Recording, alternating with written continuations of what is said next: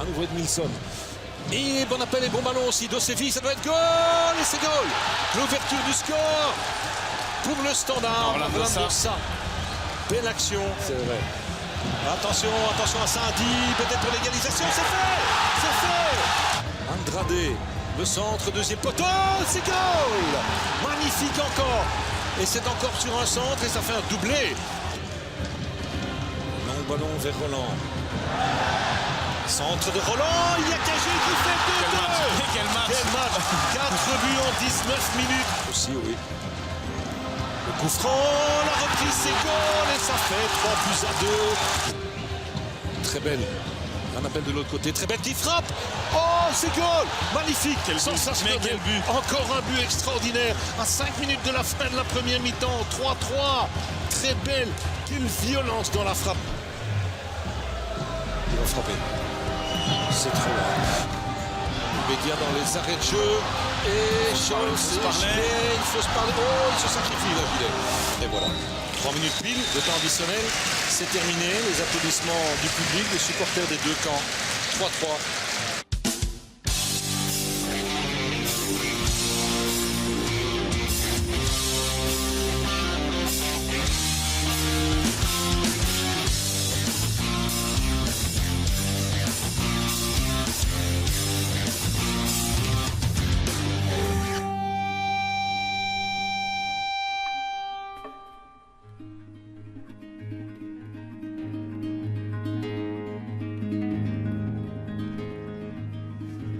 Ok, Faye, contrôle-le.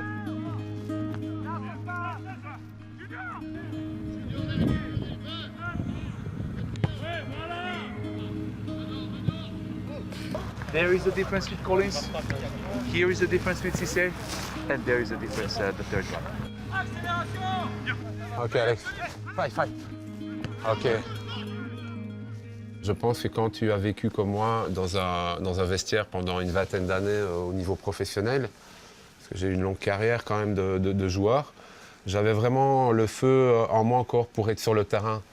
Et que ce soit avec les jeunes ou avec les pros, j'avais vraiment cette envie de vouloir être sur le terrain, de mettre les chaussures de foot, de sortir quand il pleut, de sortir quand il fait bon.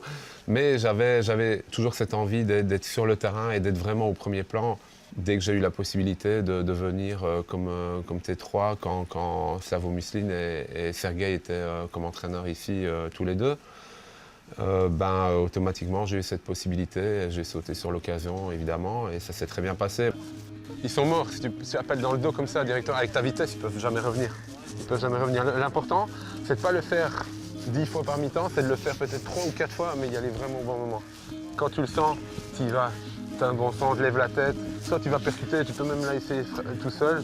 Si tu lèves la tête, tu vois qu'il y a quelqu'un au deuxième, tu donnes, c'est bien. Mon intégration, vu que je connaissais déjà tous les jeunes de l'académie, c'était un bon point pour eux aussi de savoir que je les connaissais, d'être un peu la transition entre les jeunes et l'équipe première et un peu leur confident comme on dit parce qu'ils ont toujours besoin d'un point de soutien dans un staff et ça m'a beaucoup aidé dans mon intégration et dans ma façon de vivre dans le vestiaire tous les jours.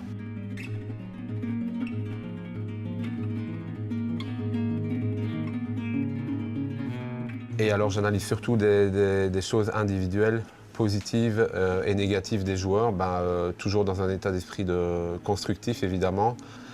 Et alors je lui montre tout en lui expliquant les séquences vidéo et je lui donne surtout la possibilité de lui s'exprimer également par rapport aux images que moi j'ai découpées, aux images que je lui montre. Je le laisse s'exprimer en me disant lui-même avec l'appui de la vidéo, ce qu'il pense de sa situation, qu'est-ce qu'il pense de son placement, qu'est-ce qu'il pense de ses réactions, qu'elles soient positives ou négatives. Et puis c'est un sujet de conversation et par rapport à ça, on essaye de corriger pas mal de choses. Mais tu sais, quand tu fais un shadow game comme ça, bon, il n'y a pas d'opposition, donc la difficulté, c'est de rester concentré. Ouais. Je trouve qu'il y avait beaucoup de qualité. Ouais. Moi, je te montre les buts. Moi, je te montre les buts que j'ai marqués l'année passée et il y a 2 ans. On dirait shadow game. Ouais. Pourtant, ça fait 0-0, 64e minute. on dit un shadow game. Bah ouais, Fais des parce que mouvements, tu- tu es focalisé sur les mouvements. C'est- Eux, ils sont un peu plus écartés parce que la fatigue commence. Et toi, avec les angles, plus tu répètes les choses, plus c'est automatique. tu te montres dans T'as les automatismes. Plus j'avance et plus je me sens très très bien dans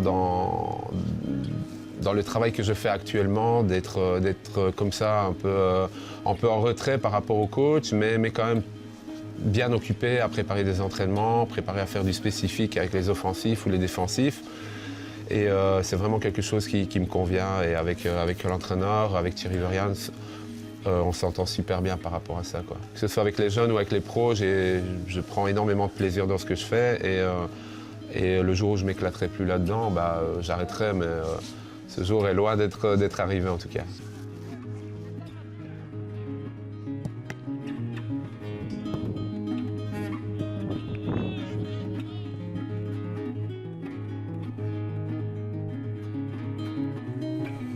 Et ça fait combien d'années du coup que vous êtes ici à Liège? Moi, ça va faire 5 ans que je suis ici à Liège. Et moi, ça fait 4 ans que je suis là. Ça a été dur de quitter la maison, justement, vos parents, et de venir en internat? Moi, ouais, ça a été dur parce que je suis quelqu'un qui avait fort besoin de mes parents. Donc, quand je suis arrivé ici un peu tout seul, ça a été un peu difficile. Ouais. Et toi, Guillaume? Moi ça a été des belles années parce que j'étais avec des gens que je connaissais pas et j'ai dû m'intégrer. Donc c'est ça que j'ai aimé aussi, c'est le contact avec les personnes de l'extérieur et pas que du football. C'est marrant comment tous les deux vous avez vécu les choses différemment. Ouais. Et toi, Coco, tu savais pas de temps en temps retourner chez tes parents, c'était pas possible? Ils venaient me rechercher le vendredi soir après la semaine d'école. Puis le samedi, il fallait revenir sur Liège pour le match avec les jeunes qu'on avait. Puis je passais juste le dimanche avec eux. Et le dimanche soir, il fallait déjà nous ramener à l'internat. Donc, après, c'est sûr, voilà, j'ai vécu des belles années aussi. J'ai rencontré des gens. Être loin de mes parents, être loin de ma famille, ça m'a fait un peu bizarre, quoi. Même ici, dès que j'ai l'occasion de rentrer, je rentre parce que j'aime bien être au contact de mes parents, de ma famille autour. Donc, sinon, c'est pas mal passé dans l'ensemble. Et vous connaissiez déjà avant le Standard, non? Ouais. Coco était à Charleroi en U12, je crois, et moi j'étais en U13. Donc on s'est connus parce que lui était une catégorie en dessous de moi et on se voyait de temps en temps au Sporting. Et vous étiez déjà amis alors à cette époque-là et maintenant ici au Standard, vous êtes toujours ensemble? Moi, quand je suis arrivé au Standard, lui était déjà là et comme je le connaissais, on restait souvent ensemble. Et maintenant, ça a fait qu'on reste tout le temps ensemble. En chambre. On reste tout le temps ensemble. Et, En chambre, c'est vrai. Et c'est vrai parce qu'on est en mise au vert. C'est un petit. Voilà. On se connaissait. Ouais, c'est un lapsus qui dit beaucoup. Qui en dit on est tout le temps ensemble. Ouais, donc, c'est vrai. Ça fait longtemps qu'on se connaît. On se connaît, comme il a dit, on se connaissait déjà avant, mais on a vraiment créé une affinité ici qui se passe bien. Voilà, nos copines aussi, et tout se passe bien entre elles, donc on se voit souvent. Donc c'est sûr que je pense qu'avec Guillaume, on va être ensemble pendant longtemps. Ouais. C'est beau comme ça. Je suis ému. Ouais, c'est mignon. Et sur le terrain, ça apporte un plus quand tu étais au goal et toi, Coco, en bac? Ça apporte un plus d'être amis sur le terrain ou ça change rien? moi je pense que ça apporte parce que on se connaît, on sait On a confiance l'un à l'autre et on sait ce que l'autre sait faire et même quand ça va moins bien, c'est là qu'on se serre les coudes. Je pense que c'est un peu un devoir de pouvoir aider l'autre et de ne pas lâcher parce qu'on a aussi une chance de pouvoir faire ça. Je pense qu'il y a des millions de personnes qui rêvent de devenir joueurs professionnels. Je pense que nous, on a réussi à le devenir et il faut rien lâcher, même quand c'est difficile. Depuis tout petit, c'était une évidence pour vous, la D1, ici en Belgique? Une évidence, non, mais moi personnellement, j'ai toujours travaillé dans le rêve d'arriver un jour à pouvoir jouer des matchs comme j'ai pu jouer pour le moment, quoi. Et toi, Guillaume? Ouais, moi c'est toujours ce que j'ai voulu faire depuis tout petit.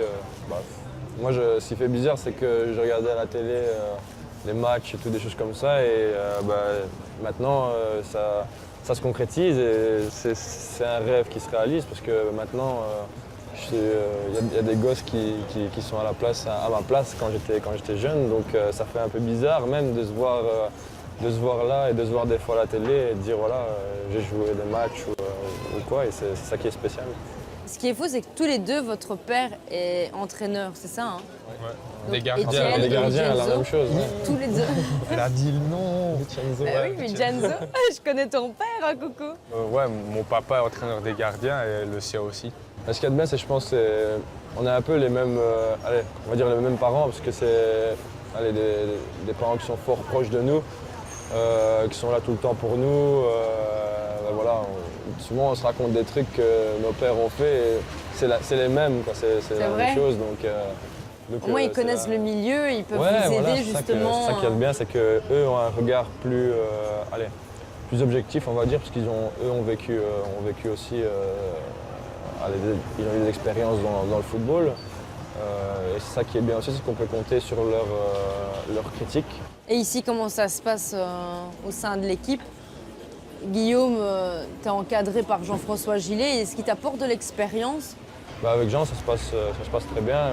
Bon, voilà, lui a son expérience de l'Italie et toutes des choses comme ça, et ça se voit quand il joue. Ce qu'il y a de bien, c'est qu'on s'entend très bien. Oui, d'ailleurs, pourquoi tu l'appelles shérif? Tout le monde l'appelle lui shérif. En fait. Et c'est pourquoi?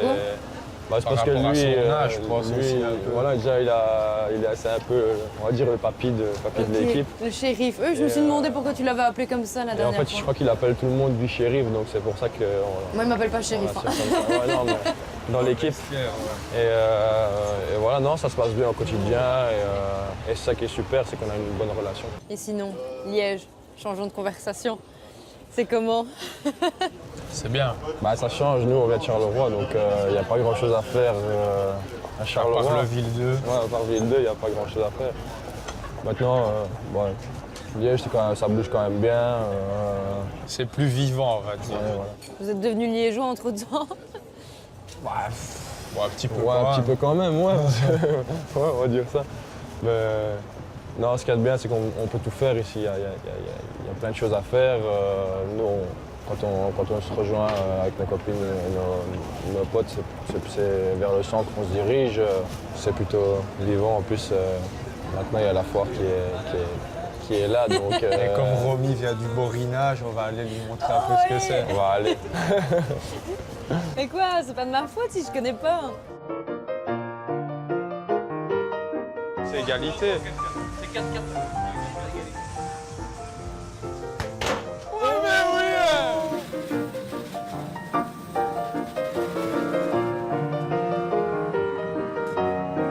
Oh non, je le sens pas.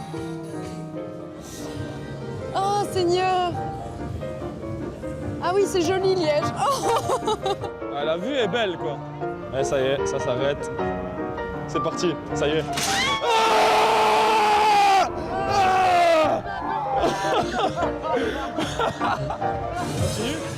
Allez, c'est parti. Mais un truc plus calme maintenant.